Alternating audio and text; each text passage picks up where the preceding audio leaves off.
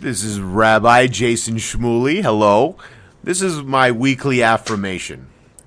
Recently, I was visiting the Holocaust Museum downtown, and as per usual, I rode my bicycle.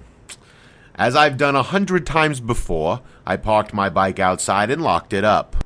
When I came out after having lunch with my good friends Rabbi JFK and Rabbi Joel, I returned to my bicycle to find my bike frame was still there, but my front tire had been stolen. Now, my front tire doesn't need any tools to take off. It's what you call a quick release tire.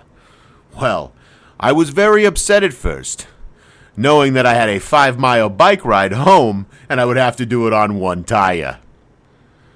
I immediately returned inside and asked Rabbi Joel for a ride home. He obliged, because he drives a Pathfinder, and there's plenty of room in the back to put my bicycle. And without the front tire, it was much easier to fit in there. On the way home, Reverend Joel and I discussed many things concerning why someone would steal my bicycle tire.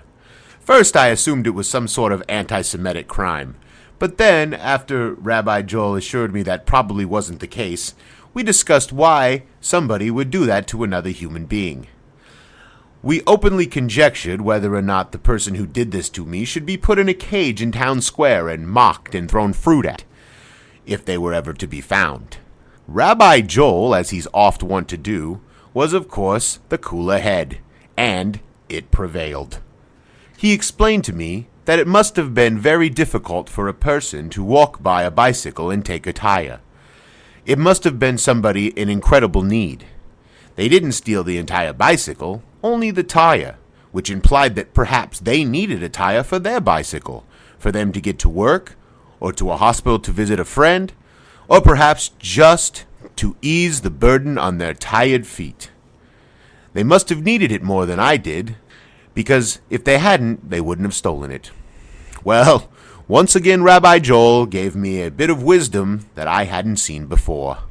I agreed with Rabbi Joel. And while I still believe that the person should be openly stoned in Times Square, I understand that the burden of others is often greater than our own. And sometimes we need to understand that we are not the center of the universe. Thank you very much for listening to another Rabbi Jason Shmuli weekly affirmation. God bless.